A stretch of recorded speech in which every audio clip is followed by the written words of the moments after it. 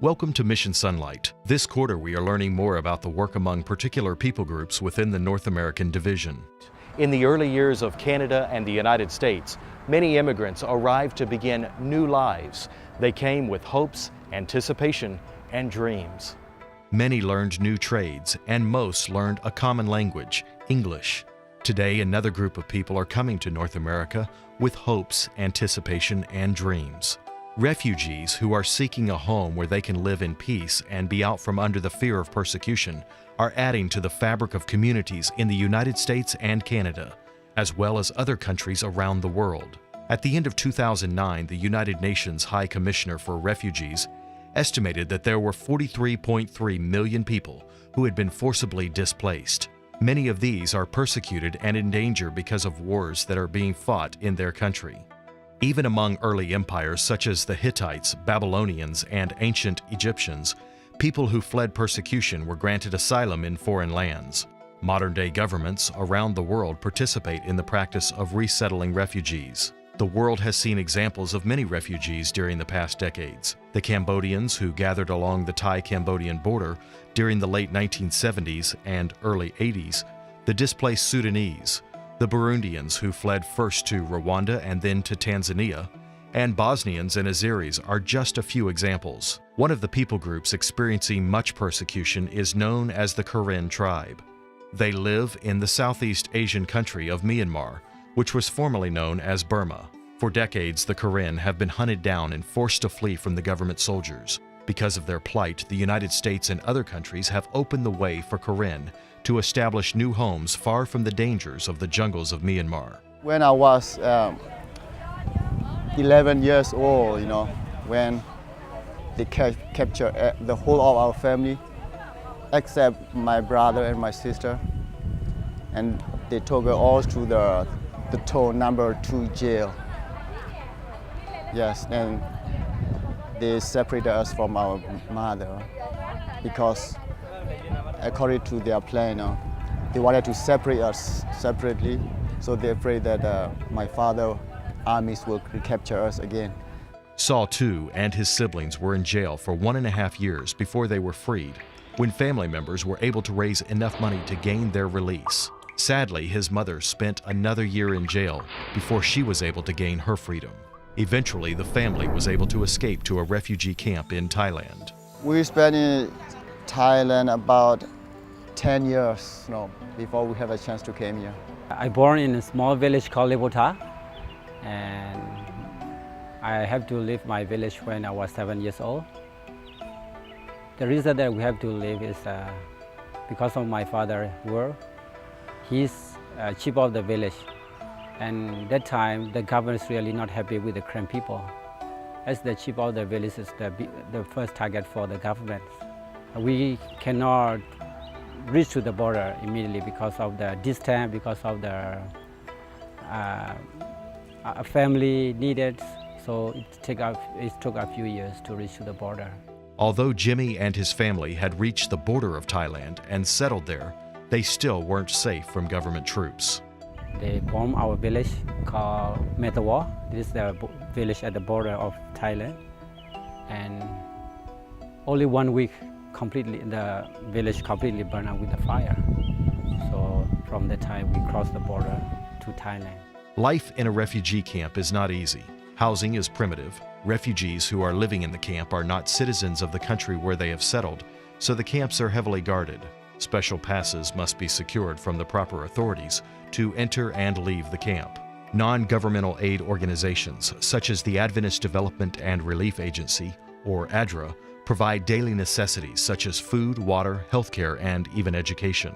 Because even we live in camp, in a refugee camp, we didn't have the rights like Thai people has, because we are not a citizen in Thailand and we are illegal in Thailand.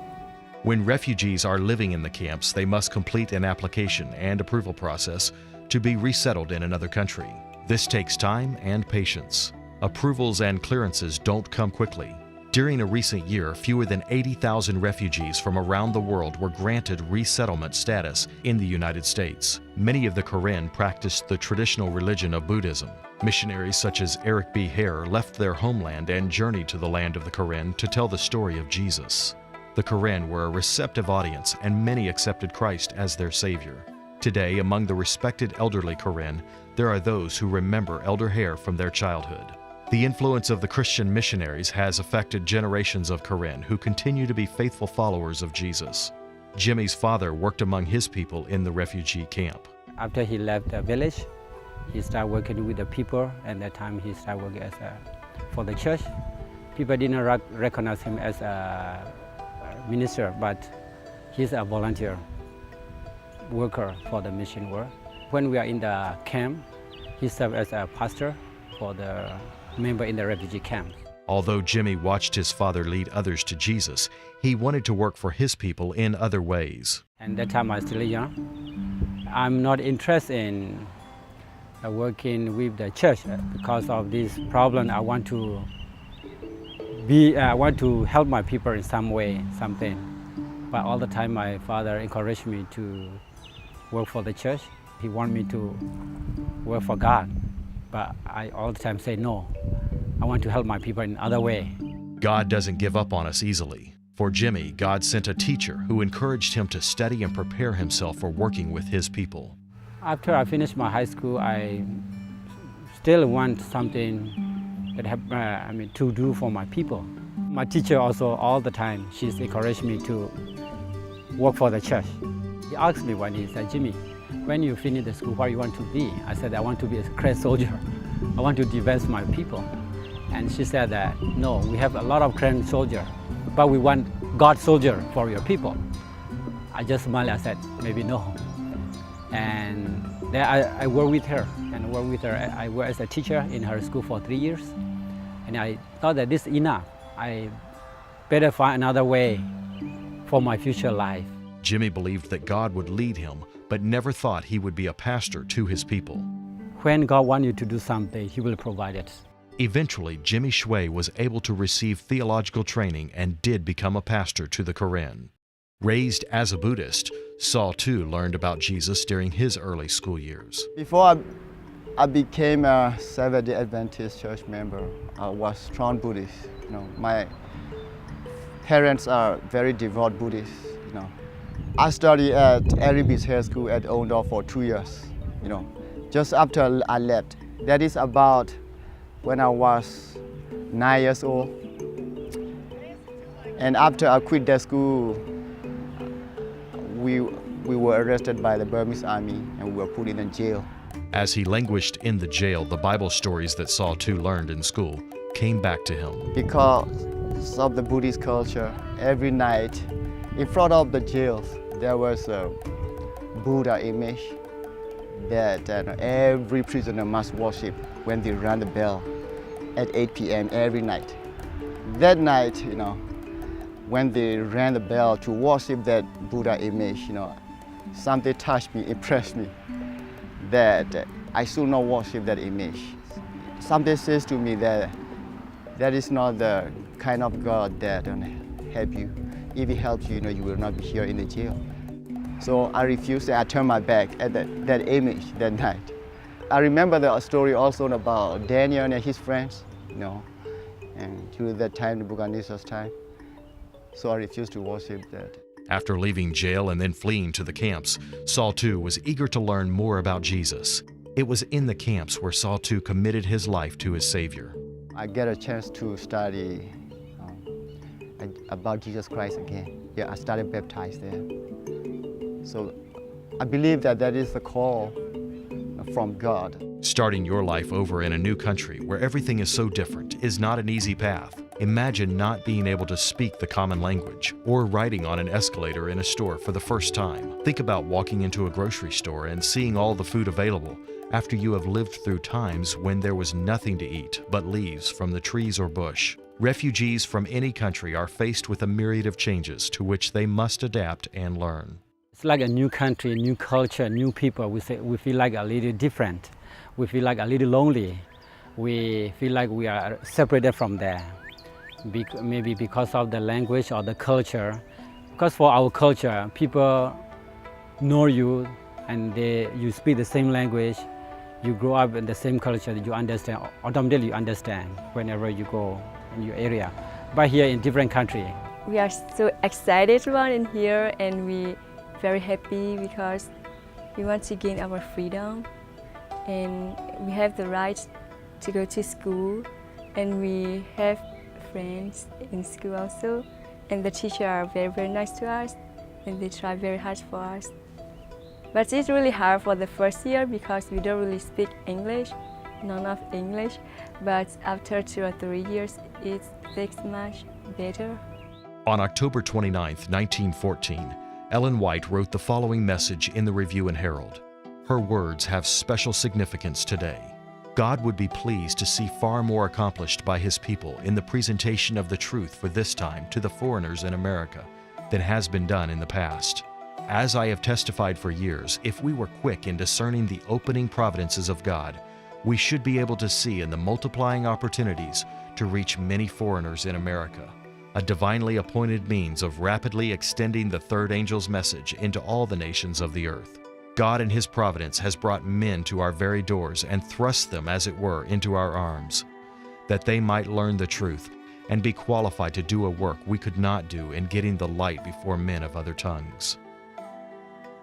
A mission field has been brought to our land. Refugees from Africa, the Middle and Near East, Asia, and Europe are our neighbors. There are many ways to welcome them, even if we don't speak their language. You can help with volunteering, help the refugee children, to do their homework assignment. That is number one, because of the most of the current refugees are illiterate, and also to help them to understand the rules and laws of this country. That's one more thing. It is very important. One thing is to teach them English, and the second thing is to be like think that are part of their family, treat the people that you want them to treat you. Teach them how to take care of their babies or drive them to appointments. A lot of them have a problem with transportation. You can invite them to your home. Just becoming friends with them is just a huge blessing to them. There's so many ways that you can be a blessing to the refugees and immigrants from other countries. Meeting the physical needs is not enough. Many refugees are looking for a spiritual home as well as a physical one. And another thing for the refugees, people need now is they want a place that they can come together and worship in their own language. They know that the people here care of them and want them to come together with them, worship together with them. They're happy to do it, but when they come and they don't know anything, they feel like they didn't get anything for their spiritual need. When we don't know the language, I think they feel like there is no meaning for them. Some of our young people, from our church, already go to other places, to other denominations, because our care is different. We didn't reach to them a little early. During the early years of His life, Jesus was a refugee with His parents as they sought safety in Egypt away from the threats of Herod. Imagine how Mary and Joseph longed for a home. What welcome did they receive as they settled in a foreign land? God has brought a mission field to our communities and our churches. By befriending the stranger within our midst, we will demonstrate that we truly are a worldwide family. We just thank you so much for supporting this and for praying for the refugees and immigrants, international students, and visitors to our country that are here all around us. On December 31, you will have an opportunity to financially support the formal work of the North American Division in their outreach of meeting the needs of refugees through education, spiritual materials, and other projects. Reporting from the North American Division, this is Mission Sunlight.